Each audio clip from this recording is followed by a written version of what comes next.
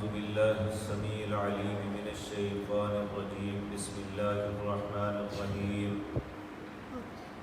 ألم تر إلى الملأ من بني إسرائيل من بعد موسى إذ قالوا لنبي لهم ابعث لنا ملكا نقاتل في سبيل الله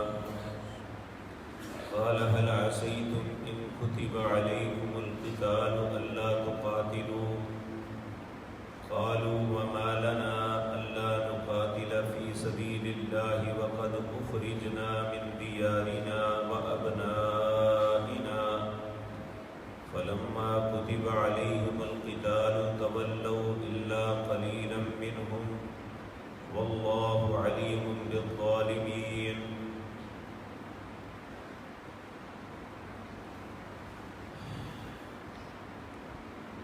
حضرات محترم، ان آیات میں اللہ رب العزت بنی اسرائیل کے ایک معاملے کا تذکرہ فرما رہے ہیں، اور یہ بات کرنے کا مقصد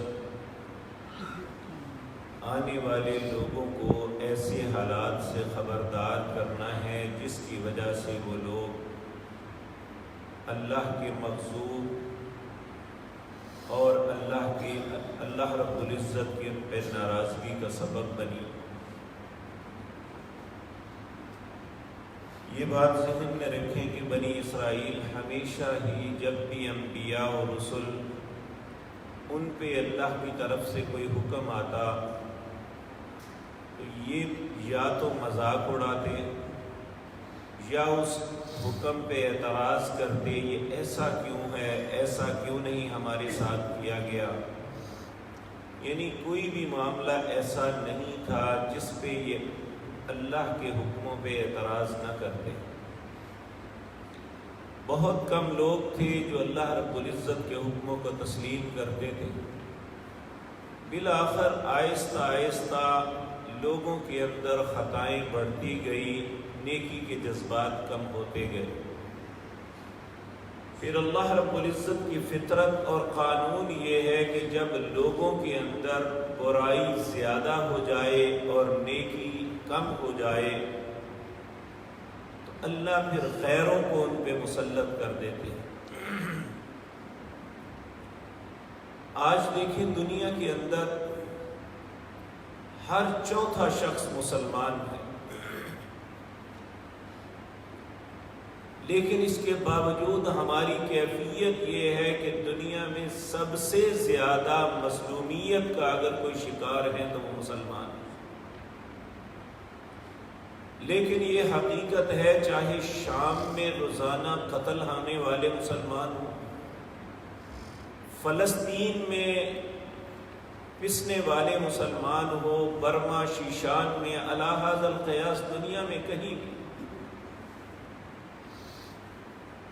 نہ ان کے اندر کوئی تبدیلی آتی ہے، نہ دیکھنے والوں کے اندر کوئی تبدیلی آتی ہے۔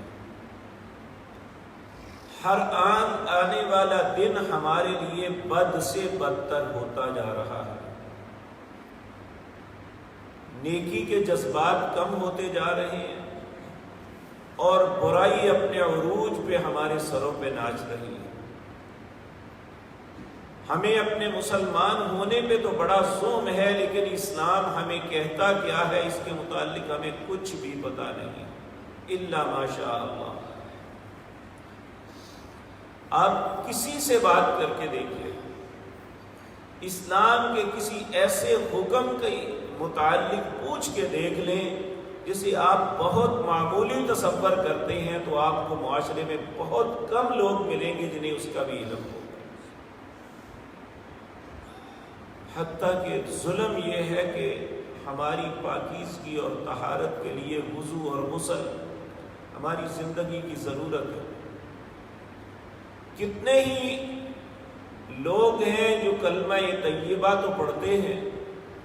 لیکن وضو اور غسل کے متعلق بھی معلومات نہیں ہے۔ یہ معاملے جب بنی اسرائیل کے ساتھ ہوئے تو اللہ نے ان پہ مختلف قوموں کو مسلط کر دیا۔ کیفیت یہ بن گئی کہ ان کے گھروں سے انہیں نکال دیا گیا، ان کی عورتوں اور بچوں کو غلام بنا لیا گیا۔ موسیٰ علیہ السلام نے فرعون اور آل فرعون سے انہیں نجات دلائی تھی، لیکن ایک مرتبہ پھر یہ غلامی کی اتھاہ گہرائیوں میں جا گرے۔ اب یہ حضرت موسیٰ علیہ السلام کے دنیا سے جانے کے بعد ائمہ مفسرین کے مطابق 1000 سال گزر چکا تھا، اور یکے بعد دیگرے انبیاء آتے رہے، انہیں سمجھاتے رہے، لیکن یہ اپنی ڈگر پہ ہی چلتے رہے۔ بالآخر اللہ رب العزت نے انہیں غلامی کے اندر دوبارہ دھکیل دیا۔ اب اس وقت ایک نبی تھے جن کے متعلق پورے وثوق کے ساتھ تو ان کا نام نہیں بتایا جا سکتا، لیکن مفسرین ان کا نام شمعون بیان کرتے ہیں۔ بنی اسرائیل کے جتنے سردار تھے ان کے پاس گئے اور انہیں کہنے لگے، جس کا تذکرہ یہاں ہے کہ الم تر الی الملأ من بنی اسرائیل من بعد موسیٰ،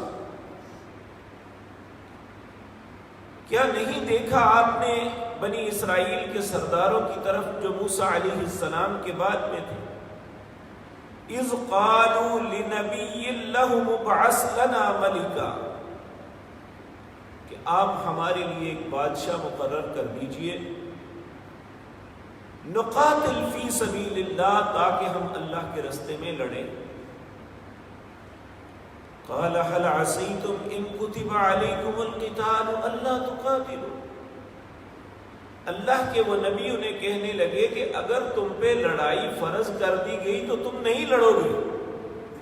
کیونکہ انہیں پہلے حالات کا علم تھا کہ بنی اسرائیل کیسے بدعہدی کرتے ہیں۔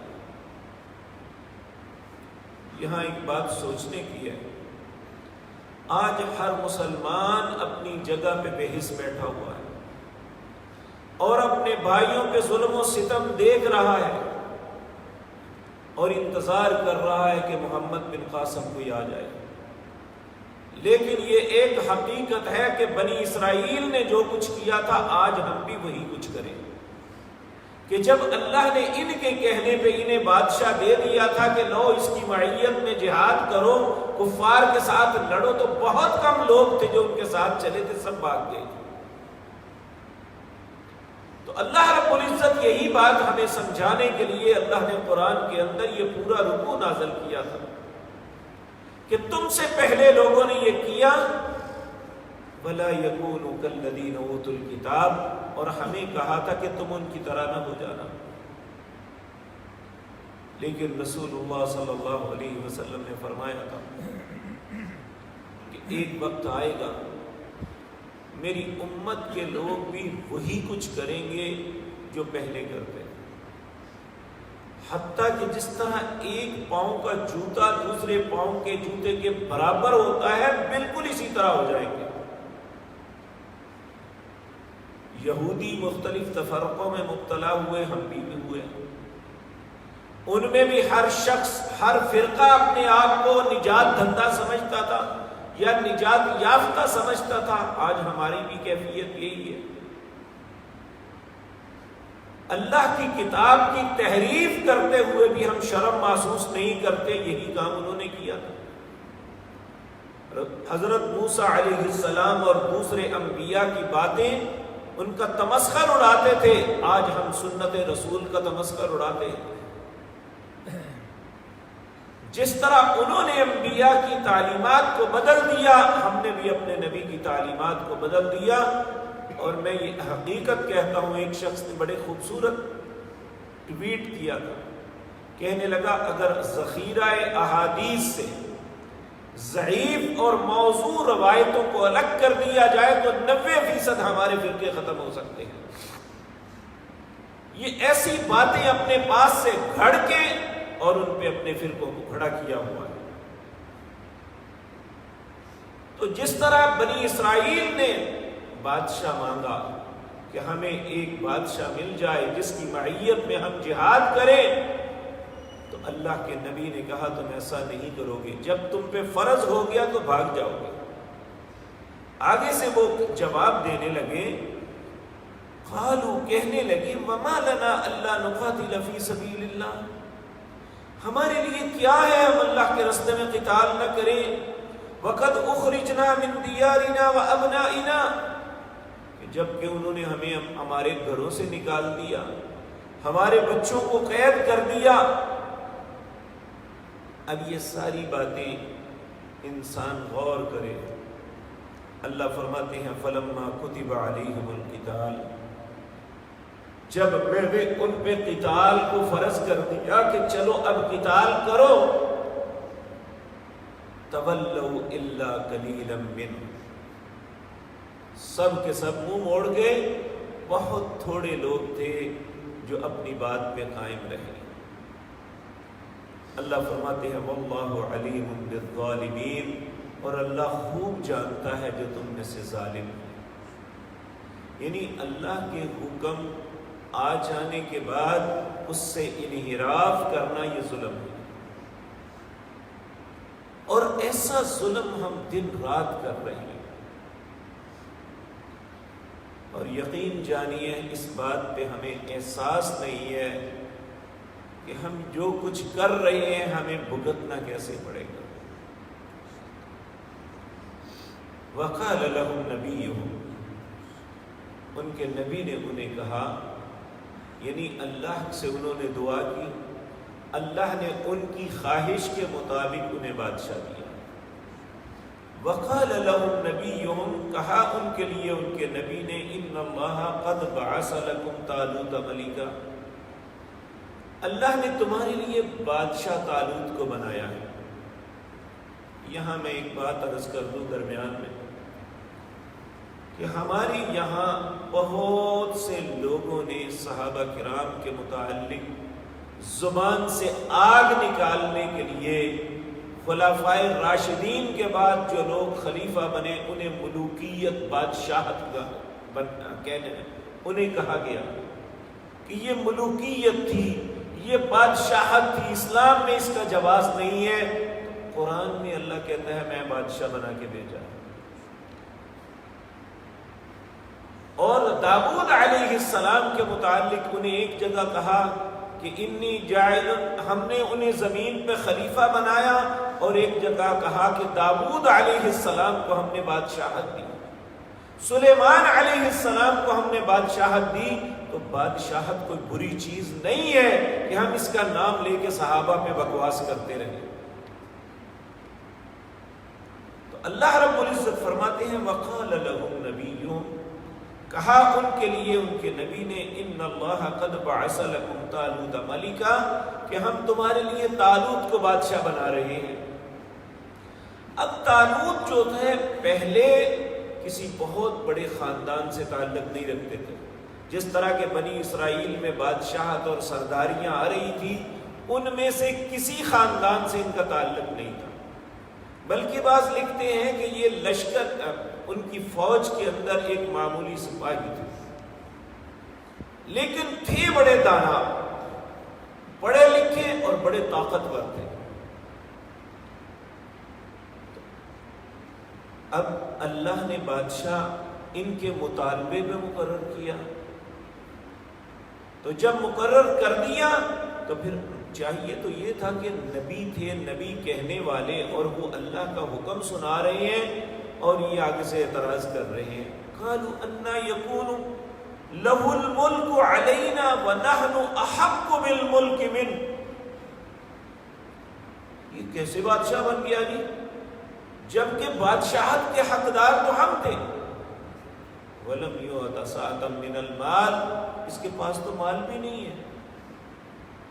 یعنی آج بھی دنیا کے اندر مال کو ہی سارا کچھ تصور کیا جاتا ہے، علم اور قوت کو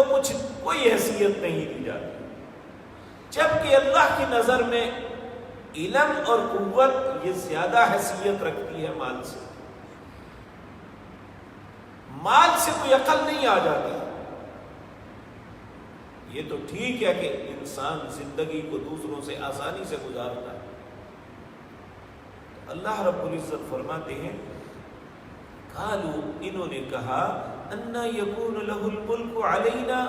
کہ ہم پہ اسے بادشاہ کیسے بنا دیا گیا ونحن احق بالملک ہم بادشاہت کے زیادہ حقدار ہیں منہ اس سے ولم یؤت سعۃ من المال اس کے پاس مال کی وسعت نہیں ہے قال اللہ کے نبی فرمانے لگے ان اللہ اصطفاہ علیکم اللہ نے چنا ہے تمہارے اوپر تم دیکھو کیا کیا رہے ان اللہ اصطفاہ علیکم اللہ نے تمہارے اوپر چنا ہے دو سبب وزادہ بسطۃ فی العلم والجسم وہ طاقت کے اعتبار سے بھی تم سب سے برتری رکھتا ہے علم کے اعتبار سے بھی تم سب سے زیادہ فوقیت رکھتے ہیں واللہ یؤتی ملکہ من یشاء اللہ کو تمہارے مشورے کی ضرورت نہیں ہے یا تمہاری سوچ کے مطابق چلنے کی ضرورت نہیں ہے تم کیا چاہتے ہو واللہ یؤتی ملکہ من یشاء اللہ جس کو چاہتا ہے بادشاہت دیتا ہے واللہ واسع علیم اور اللہ بڑے وسیع علم والے ہیں اس کے بعد انہوں نے نشانیاں مانگی تو نشانی بھی اللہ نے عطا کی اگلی آیات میں اس کا تذکرہ ہے اللہ نے زندگی اور توفیق دی تو انشاءاللہ عرض کروں گا اقول قولی ھذا واستغفر اللہ